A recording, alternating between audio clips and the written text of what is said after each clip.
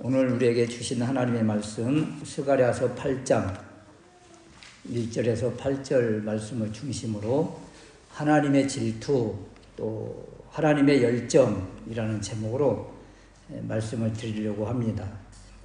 스가랴 선지서 지금 설교 22번째인데요. 스가랴 선지자와 동시대 그 선지자는 학계 선지자입니다. 그러니까 학계 스가랴 선지자는 같은 시대에 같은 제목을 놓고 같은 문제를 놓고 하나님의 말씀을 전하고 하나님의 백성을 일깨운 선지자들인데요. 학계 선지자는 나이가 많으신 연로하신 분이라면 스가랴 선지자는 그 이전에 옛날 그 화려했던 그 예루살렘 성전을 보지 못한 그 포로기에서 태어난 젊은 선지자입니다. 그런데 말이에요, 이 젊은 선지자인 그 스가랴 선지자가 이 스가랴서에 보면 깊고 오묘한 그 하나님의 말씀을 이렇게 대언하고 또 기록한 것을 알 수가 있습니다. 어떻게 이렇게 젊은 청년 같은 이 스가랴 선지자가 이렇게 깊은 하나님의 말씀을 전할 수가 있었을까? 그것은요, 지금 우리가 8가지의 그 환상을 다 살펴보고 지금 이제 8장까지 왔지만 그 하나님의 말씀을 받을 때 또는 하나님께서 보여주신 환상을 봤을 때 이것이 무슨 뜻일까? 이것이 무엇이지? 이렇게 이해가 되지 않을 때마다 스가랴 선지자의 특징은 하나님께 묻는 것입니다. 이것은 무엇입니까? 이것은 무슨 뜻입니까? 저 천사들은 어디로 갑니까? 이렇게 계속 질문하니까 하나님께서는 그 스가랴 선지자에게 그 답을 깨닫게 하시면서 말씀을 계속 주시고, 그러는 과정 가운데 스가랴 선지자는 그 영적인 깊이가 점점 더 확장되어지고 깊어지는 거예요.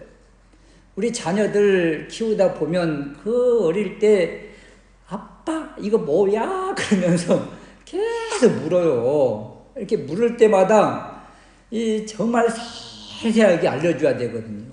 또 질문한 거 또 묻고 그래도 계속 답을 주면 그 아이들의 그 지식과 지혜의 이 넓이가 점점 확장되어 간다는 거예요. 그런데 귀찮다고 힘들다고 짜증난다고 그냥 나몰라라 해버리면 성장이 멈추는 거예요. 스가랴 선지자 이렇게 궁금할 때마다 잘 모를 때마다 하나님께 계속 질문하니까 하나님께서 계속 답을 주시고 영적인 깊이는 점점 더 확장되어 가더라. 그래서 우리가 성경을 볼 때 이해되지 않거나 궁금하면 어떻게 해야 돼요? 물어야 돼요. 질문해야 돼요. 하다못해 목회자한테도 묻고 또 하나님께 기도하면서 묻고 막 열심히 찾아보면서 알려고 힘쓰고 그럴 때 우리의 영적인 깊이가 점점 확장되어져 간다. 오늘 1절 말씀에 보면 만군의 여호와의 말씀이 임하여 이르시되, 2절 말씀에도 만군의 여호와가 말하노라, 3절에도 나 여호와가 말하노라, 4절도 만군의 여호와가 말하노라. 계속 하나님께서 말씀을 주시는 거예요. 스가랴 선지자가 말씀을 이렇게 사모하고 말씀을 받는 준비가 되니까 하나님은 계속적으로 말씀을 주시는 거예요. 우리도요, 하나님과의 관계성 속에서 말씀을 받으려고 몸부림치고 힘쓰고 사모하고 기대하면 하나님께서 계속 말씀을 공급해 주십니다. 그래서 말씀을 받을 때마다 어제도 읽었던 말씀인데 전에도 읽었던 말씀인데 또 새롭게 다가오고 또 새로운 말씀의 깊이가 깨달아지고 계속 그러는 거예요. 그래서 어떻게 해요? 말씀을 그래서 갈망해야 되겠다. 사모해야 되겠다. 또 갈급함을 느껴야 되겠다. 그럴 때 어떤 한 절, 어떤 한 단어가 우리의 마음속에 싹 들어오는 거예요. 그럴 때 그 말씀이 뭐 깨달아지기 시작하면 이제 뭐 그냥 떼굴떼굴 둥글게 되는 거예요. 그런 기쁨이 임하게 된다.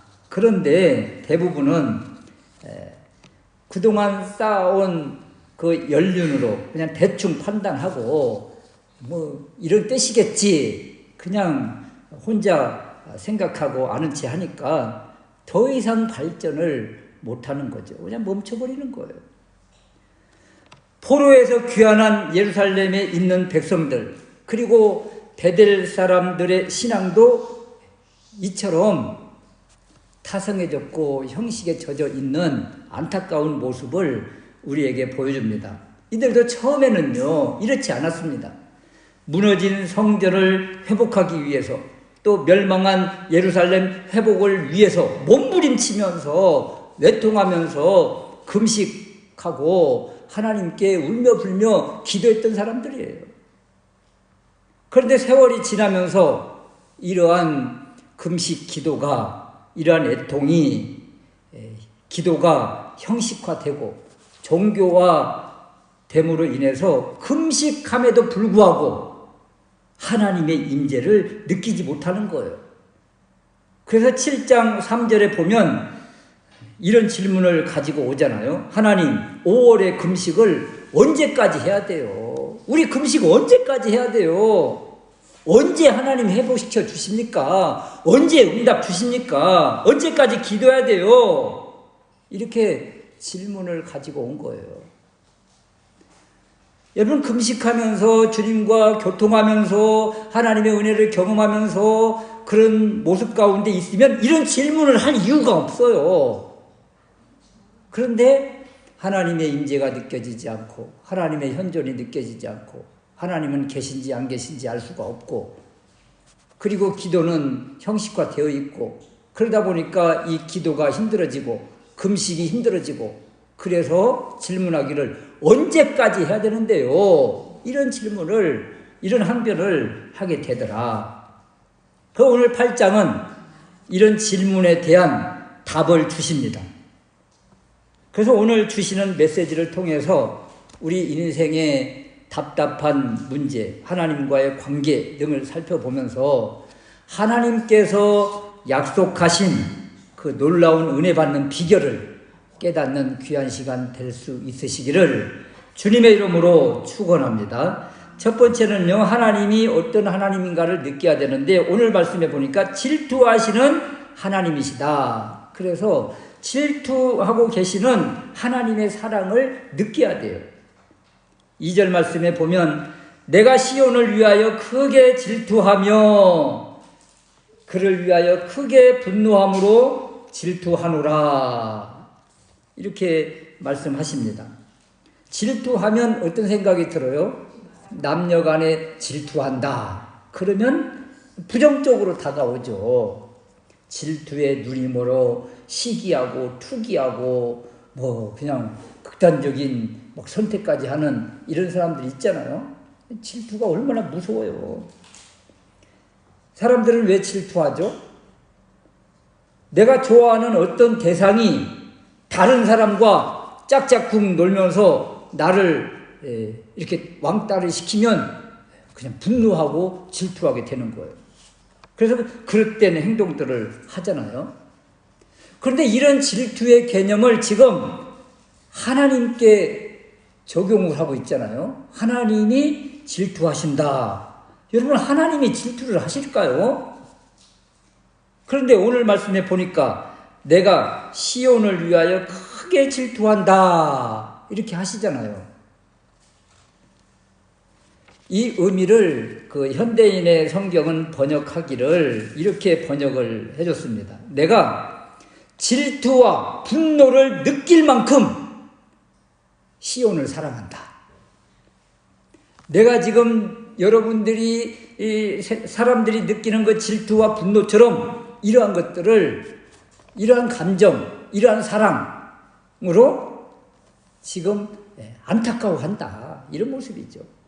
그래서 질투를 하나님과 관련돼서 사용되어질 때는 열정이다 또는 열심이다 이렇게 표현을 합니다. 그러니까 이 질투라는 이 칸나라는 이 단어 속에 우리가 생각하는 질투, 사람들이 하는 질투가 있고 또 하나님과 관련되어져 사용될 때는 열정, 열심 이러한 의미로 사용되어지는 단어예요. 시온, 예루살렘을 사랑하기 때문에 그 땅을 회복하기 위한 하나님의 질투, 하나님의 열심, 하나님의 열정 이런 것이죠. 이스라엘 백성들 시온은 현재 어떤 상태인데요?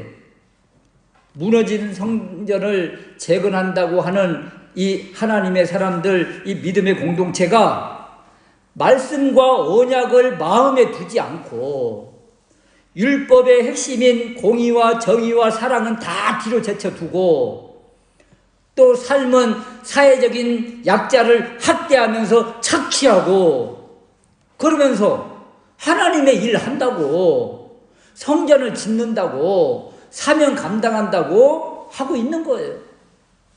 이런 모습을 바라보고 있는 하나님의 마음이 어떻다고요? 질투의 개념으로 지금 바라보고 계신다고요. 내가 지금 하나님께서 주신 그 말씀대로 살아가지 않고 세상을 향하여 있고 말씀은 뒤로 제쳐두고 오히려 우상 숭배하고 세상과 짝하고 그러면 하나님의 마음이 질투적인 개념으로 지금 바라보고 계신다. 나름대로 열심을 한다고 하고 있는데 그들의 삶은 무기력하고 형식적이고 타성적이고 종교적인 그런 삶을 살고 있는데 이들을 바라볼 때 하나님의 마음이 불탄다 이런 거예요. 이걸 질투라는 단어를 통해서 보여주고 있는 것입니다. 이 더 시비운 표현은요, 그들의 삶을 바라볼 때 하나님의 마음이 속이 타들어간다 이런 뜻이죠. 부모님들이 자녀들이 열심히 신앙생활하지 않고 열심히 공부하지 않고 놀러만 다니면 부모님들의 그 마음이 어때요? 속이 타는 거죠. 애가 타는 거죠.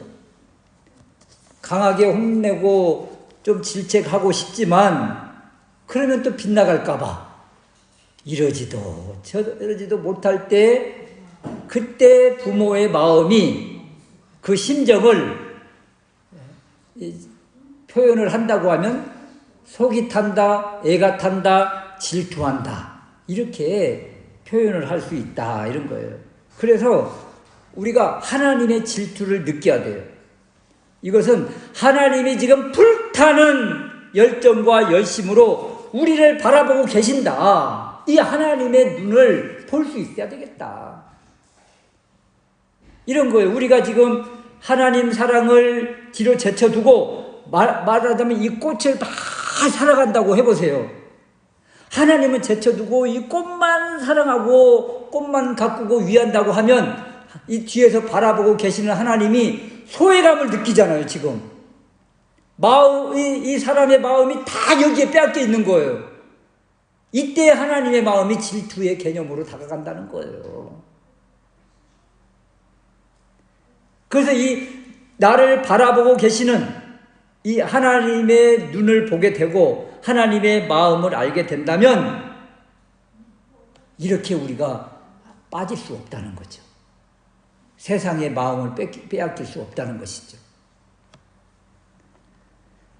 예수님과 베드로의 관계성 속에서 보면 예수님이 붙잡혀서 대제사장 집에 가서 신문을 받을 때 이 베드로가 그 집에 살짝 스며 들어가요.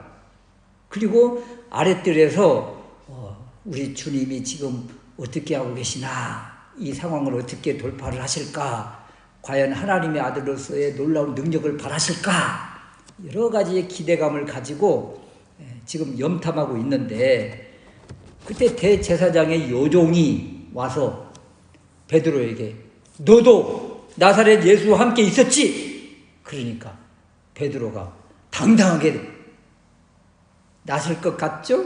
그런데 그냥 꼬리를 싹 내리는 거죠. 나는 그 무슨 말인지 모르겠다. 자리를 섬히 피해버리는 거예요. 다른 자리로 가니까 또 여종이 말하기를 이 사람은 그 도당이다 그러는 거예요. 그러니까 또 아니야 하면서 부인하게 됩니다. 조금 후에 곁에 있는 사람들이 다시 베드로에게 너도 갈릴리 사람이니 참으로 그 도당이다 그랬더니 베드로가 이제는 아예 작심하고 저주하며 맹세하되 나는 너희가 말하는 이 사람을 알지 못한다 하면서 예수님을 부인하죠. 이때 예수님의 말씀이 생각나고 예수님의 눈 그렇게 측은히 바라보시는 그 예수님의 눈과 마음을 알게 되면서 그냥 밖에 나가서 대성통곡하는 이러한 모습이 되죠. 여러분 우리가 이렇게 하나님을 벗어나고 하나님과의 관계성 속에서 이탈해 있고 말씀 속에서 떠나 있고 이럴 때 하나님이 이렇게 이 질투의 마음으로 우리를 바라보고 계신다.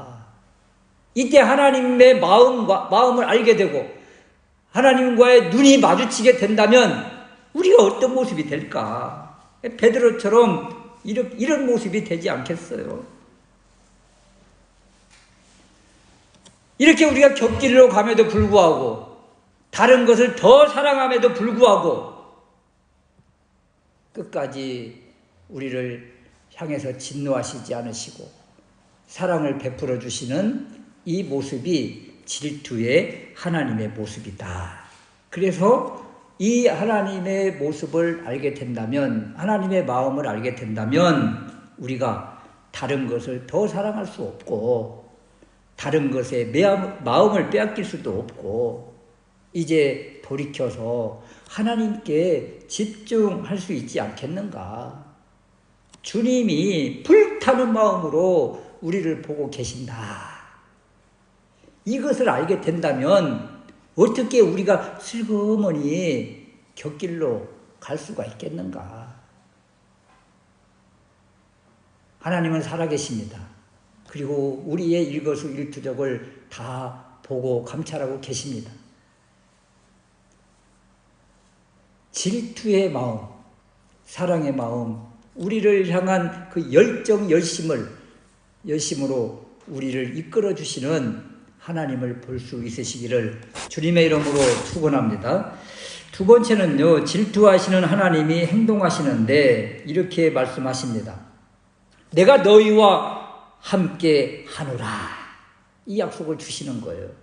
3절 말씀에 보면 나 여호와가 말하노라 내가 시온에 돌아왔은즉 예루살렘 가운데 거하리니 여기에 돌아왔다, 거한다 이 표현이 있어요. 이 표현은 하나님의 임재를 말합니다. 이스라엘 백성들의 현재 모습은 어떤데요? 우리 주님께서 이런 말씀을 주시잖아요. 너희들이 70년 동안 5월과 7월에 금식했는데 그 금식이 나를 위함이었더냐?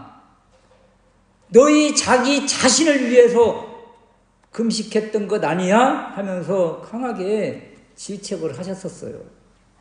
또 7장 11절 말씀에 보면 예루살렘 백성들의 현재 상태인데요. 그들이 청종하기를 싫어하여 등으로 향하며 듣지 아니하려고 귀를 막으며 그 마음을 금강석 같게 한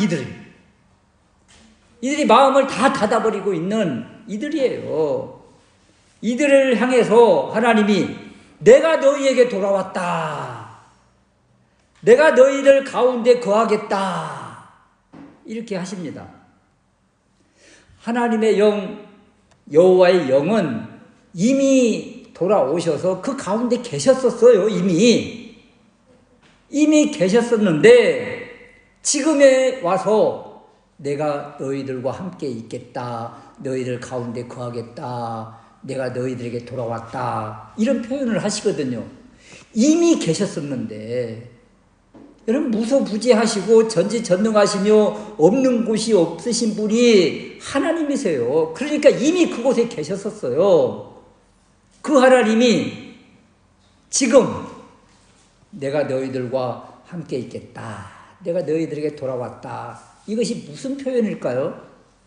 이미 계셨었는데 백성들은 하나님이 없는 줄 알고 그렇게 막 살고 있고, 그럼에도 불구하고 이 계셨던 하나님이 내가 여기 있다 이렇게 나서지 않으시고 어떻게 하셨었다는 거예요?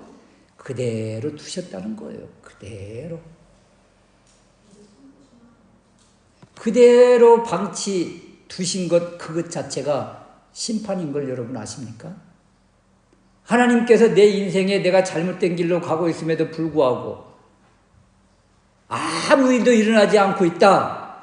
그거 여러분 큰 심판입니다. 심판 중에 있는 것입니다. 하나님이 이제 드디어 내가 너희들 가운데 있겠다, 거하겠다, 이 표현은 이제 간섭하시겠다는 것이잖아요.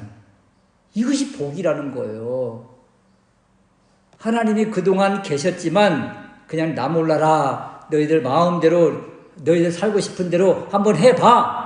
이것은 하나님의 심판이었고 이제 내가 너희들 가운데 거하겠다. 이 표현은 이제 내가 너희들과 함께 있겠다는 놀라운 복을 선언해주고 계신 거예요. 그동안 이미 하나님은 계셔서 선지자를 통해서 계속 말씀을 주셨지만 그들이 듣지 않았었어요. 그랬을 때 하나님은 간섭하지 않고 계셨다가 이제 하나님의 질투하신 그 하나님의 열정으로 이제 그냥 두고 볼 수가 없어서 개입하시되 내가 너희와 함께 있겠다. 이러한 말씀으로 지금 함께 하시는 것입니다. 이것이 바로 하나님의 사랑입니다. 이 사랑을 받을 어떤 행동을 한 것이 없어요. 이스라엘 백성들은 여전히 공의와 정의를 잃어버리고 사회적인 약자를 학대하면서 자기들 이윤대로 살아가는 탐욕적인 그런 삶입니다. 그러면서도 겉으로는 하나님의 일을 한다고 성전 짓는 그 일에 지금 열심히 하는 척하고 있는 거예요. 그러니까 이들이 하나님의 은혜와 사랑을 받을 어떤 행동을 한 것이 없어요.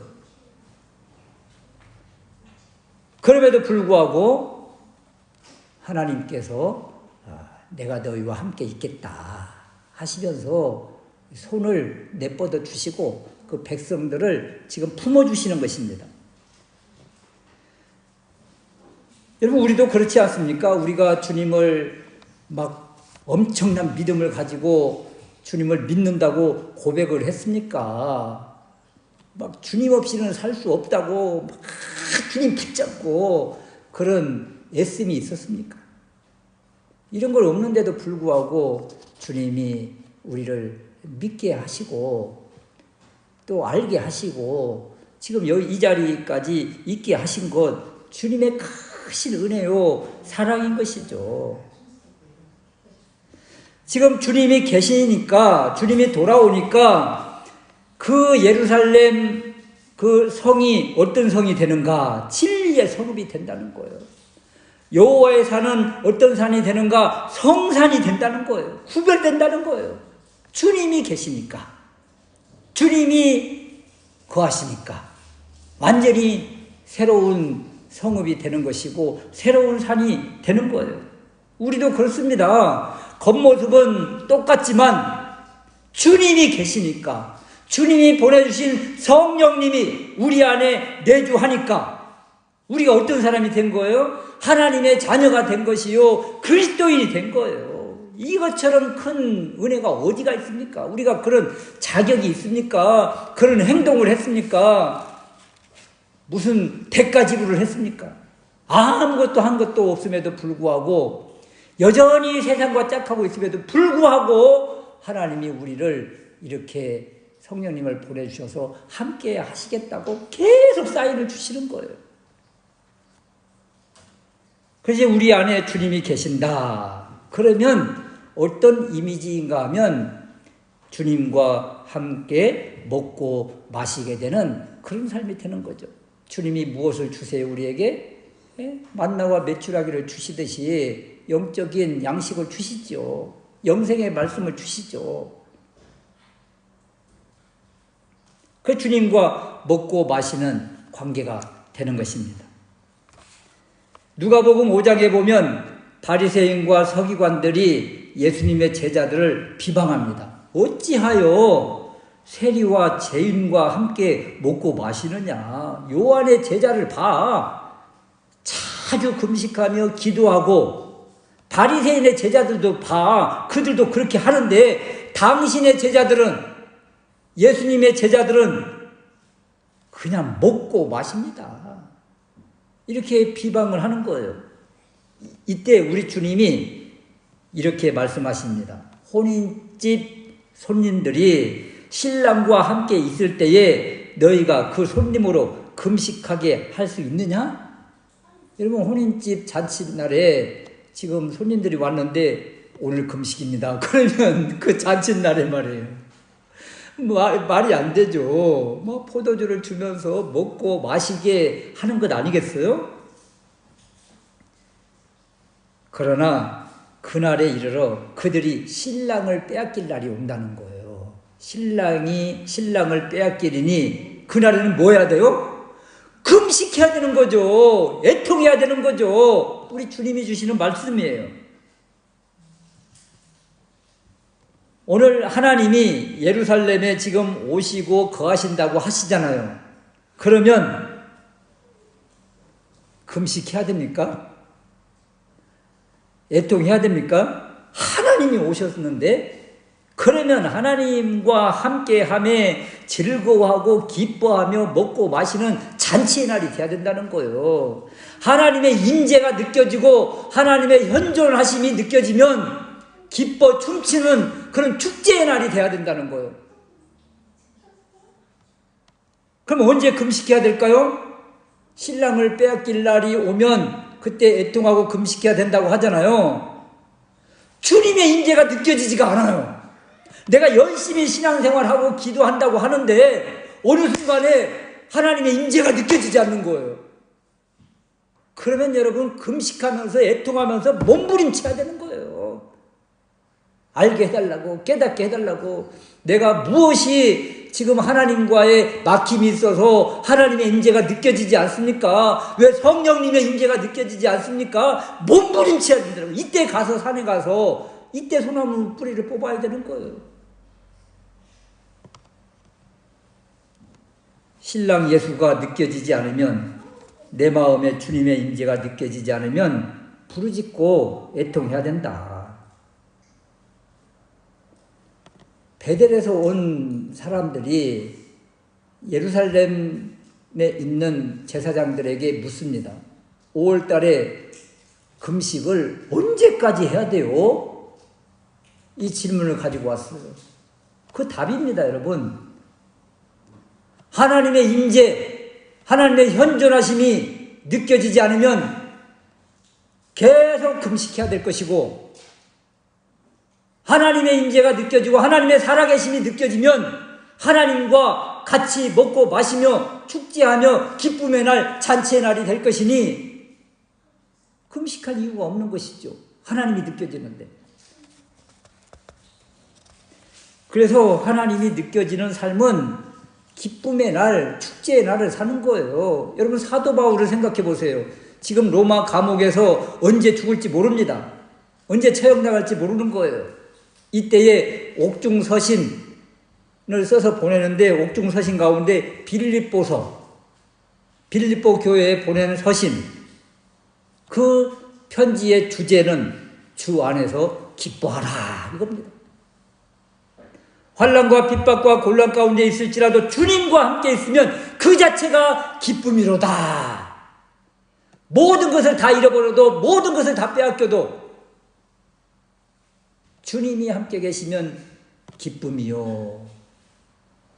주님이 계시지 않는다면 모든 것을 다 내어버릴지라도 그것을 얻기 위해서 힘써야 된다. 외치는 것이지.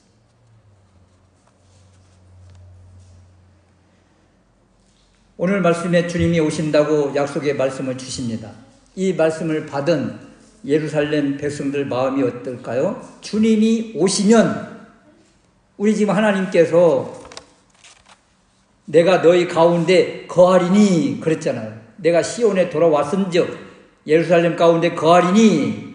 그러면 주님이 오시면 어디에 거하십니까? 주님의 처소가 어디예요? 예루살렘 성전이죠. 지금 예루살렘 백성들은 뭐하고 있어요? 성전 공사 중입니다.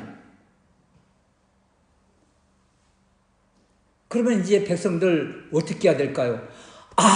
주님이 이곳에 거하시는 이 성전 빨리 지어야 되겠구나. 지금 우리가 지금 이렇게 호송세월 보낼 때가 아니야. 집안일 또 무슨 일 있다고 내가 지금 이렇게 딴 데 힘쓸 그런 겨를이 없어. 불타는 마음으로 성전 공사에 앞장서게 되는 것입니다. 이것이 깨달아지니까 사명이 불타는 거예요.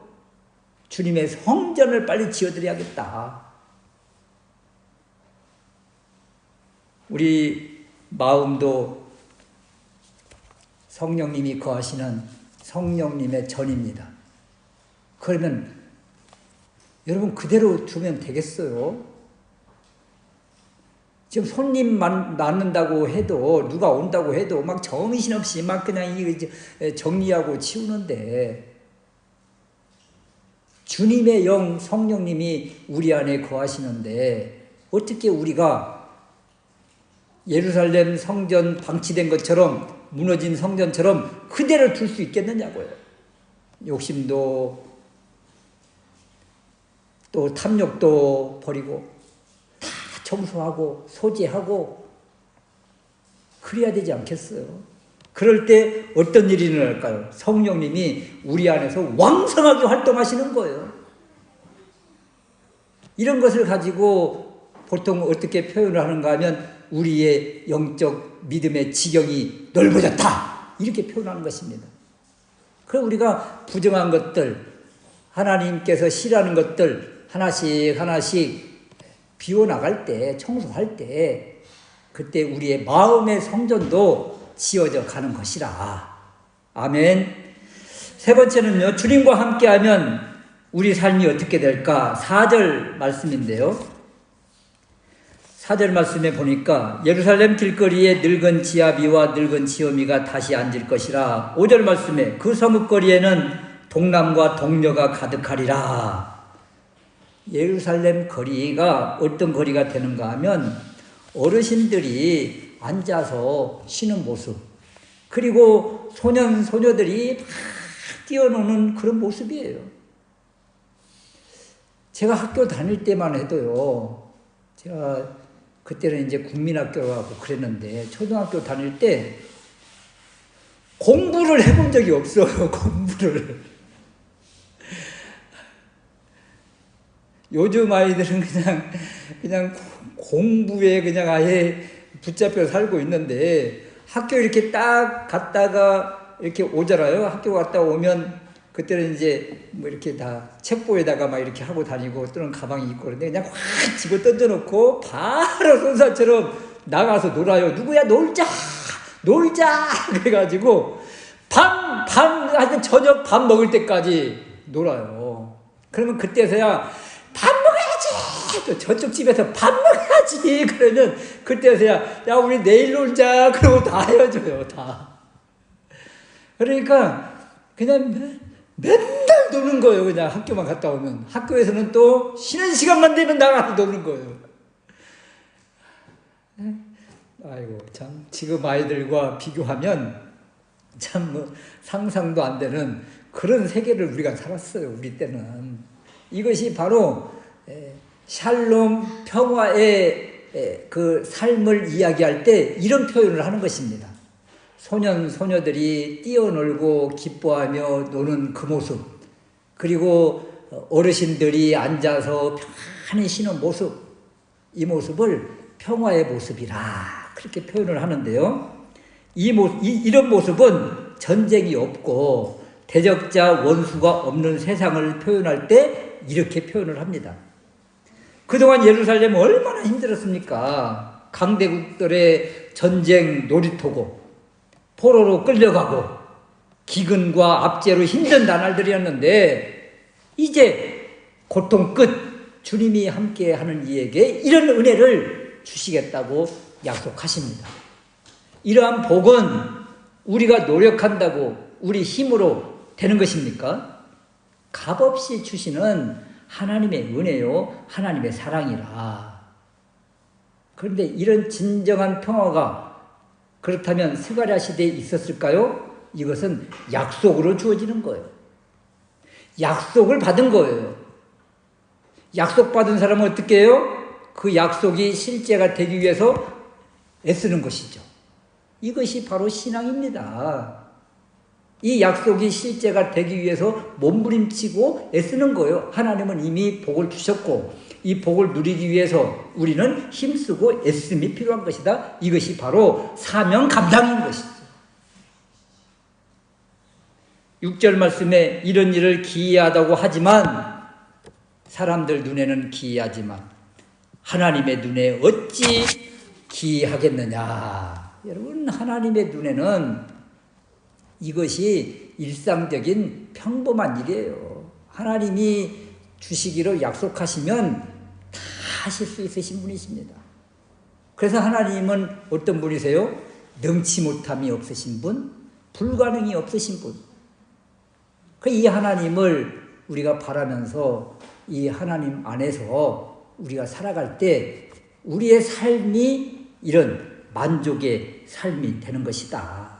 우리가 한 주간 살아내면서 어디에 집중하면서 살아야 됩니까? 하나님의 말씀이 내 인생을 지금 충격을 주고 있는가? 내가 어떤 행동을 하는데 하나님의 말씀이 앞에서 다 나를 가로막고 있는가? 이 말씀이 역사한다는 것 아니겠어요? 또 성령님의 임재가 느껴지는가? 그것이 느껴지지 않으면 몸부림쳐야 될 것을 우리에게 말씀해 주십니다.